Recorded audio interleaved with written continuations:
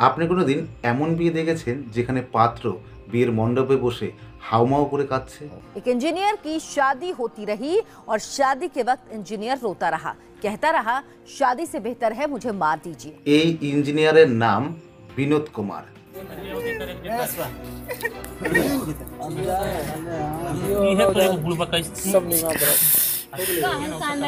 ইনি এই কারণে কান্না করছিলেন কেননা ইনার বিয়ে জবরদস্তি কিডন্যাপ করে করা হচ্ছিল।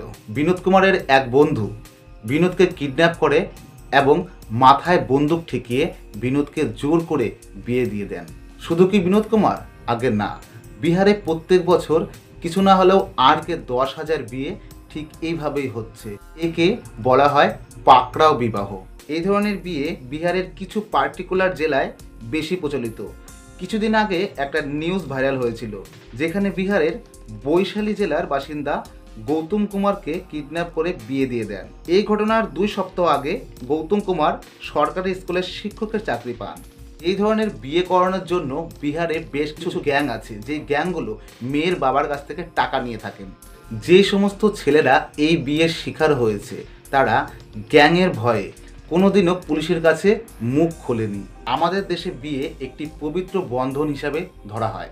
হিন্দু রীতি অনুযায়ী মোট 5 রকমের বিয়ে আছে। পাকড়াও বিবাহটা আসলে অসুর শ্রেণীতে পড়ে, কেননা এখানে পাত্র এবং পাত্রীর দুইজনেরই অনিচ্ছায় বিয়েটা হচ্ছে।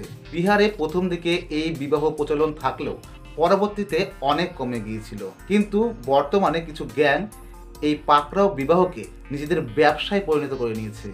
এই গ্যাং কিডন্যাপ থেকে শুরু করে বিয়ের যাবতীয় দায়িত্ব নিয়ে থাকে। शादी और श्राद्ध दोनों कराते हैं। तुम्हारा किडनैप प्रीपेड है। এই গ্যাংয়ের টার্গেট 20 থেকে 25 বছরের ছেলে যারা সরকারি চাকরি পেয়েছে বা সরকারি চাকরির প্রস্তুতি নিচ্ছে। এই গ্যাংকে বর্তমানে বিহারের মানুষ এত ভয় পায় যে একটা 20 থেকে 25 বছরের ছেলেকে একা বাড়ির বাইরে বেরোতে দেয় না। এই গ্যাং প্রথমে মোটা অঙ্কের টাকা নিয়ে কিডন্যাপ করে, তারপর তার মাথায় বন্দুক ঠেকিয়ে তাকে বিয়ে করতে বাধ্য করে। আপনাদের মনের মধ্যে হয়তো প্রশ্ন আসছে যে এই গ্যাংগুলোকে কিডন্যাপ করার জন্য টাকা দেয় কে? উত্তর খুবই সিম্পল, মেয়ের বাবারা টাকা দেয়। की वजह से बिटिया का शादी हो रही है, आपको हमारी उम्र लग जाए। এরপর আপনার মনে আরেকটা প্রশ্ন আসবে, মেয়ের বাবা কেন টাকা দিচ্ছে? এর উত্তর আপনি কিছুক্ষণের পরেই জানতে পারবেন। বিহারে যেমন পাকড়াও বিবাহ প্রথা প্রচলন আছে, ঠিক একই রকমভাবে বিহারে আরেকটা জিনিস খুব প্রচলিত, সেটা হচ্ছে গিয়ে পণ প্রথা। हम लोग भी इतना खर्चा किए हैं, कहाँ से हम अरेंज करेंगे। এই ভিডিও ক্লিপটা আপনাদেরকে দেখালাম, এটা বিহারের এক সরকারি চাকরিওয়ালা পাত্রের ভিডিও।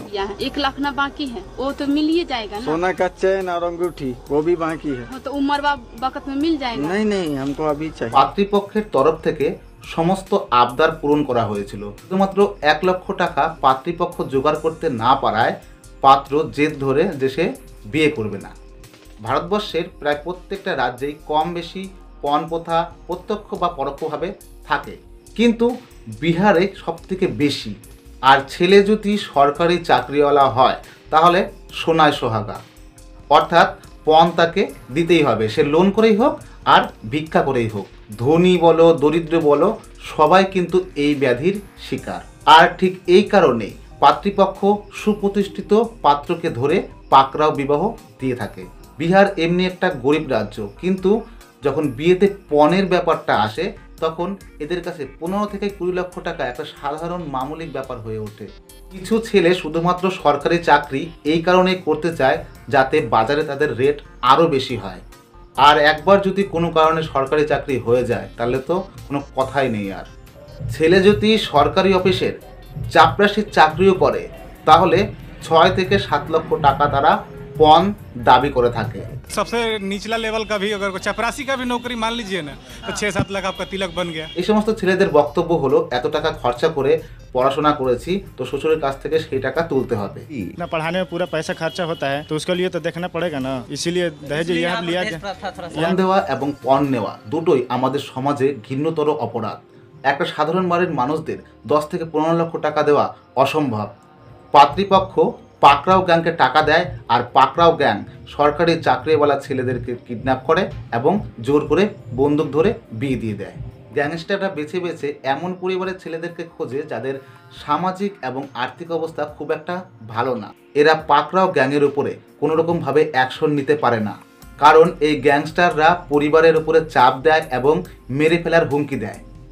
হাল্লা নেই করনা नहीं तो मार देंगे। এই বিয়ের দ্বারাই পাত্রপক্ষ 3টে জিনিস অ্যাচিভ করে থাকে। নাম্বার 1, কোনো পণ দিতে হয় না। নাম্বার 2, নিজের কাস্টের মধ্যে ছেলে পাওয়া যায়। এবং 3 নম্বর, যেখানে কিনা জামাই সরকারি চাকরিজীবী হয়।